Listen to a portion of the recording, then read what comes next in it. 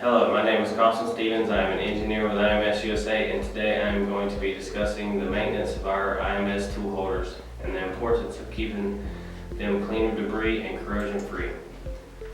Here we have a collet chuck for the wood, a shrink fit holder for metal, and for the stone we have a lineup of our nickel coated, endurance, and dark side. The maintenance for these cones are generally the same. Although the dark side line requires little to no maintenance, the integrity of the cones can be prolonged by wiping them down and making sure they are free of debris after every use. Firstly, remove your tool holder from the spindle of the machine. Be sure to do this after every use.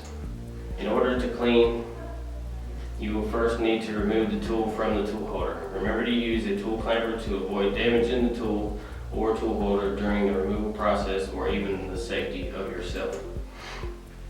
Then, using a dust-free cloth, wipe it down to remove any dirt, dust, chips, or particles still left on your tool holder. After cleaning your tool holder, you want to examine it for any defects to make sure it hasn't been damaged in any way. If you notice any surface imperfection, you can use an abrasive cloth unless your tool holder is nickel coated. Once your tool is removed, check for stress collets, damaged threads on the nut, and locking kits depending on the type of tool. Have to make sure that they have not been damaged or corroded in any way. It's also important to check the pedal collets to avoid breakages. You can take preventative measures to ensure the longevity of your tools by using professional accessories for cleaning, tightening, clamping, and storage. I hope this information given today was very helpful.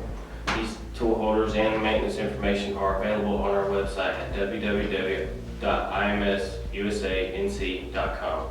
Thank you for watching. Make sure to comment and like us on our social media.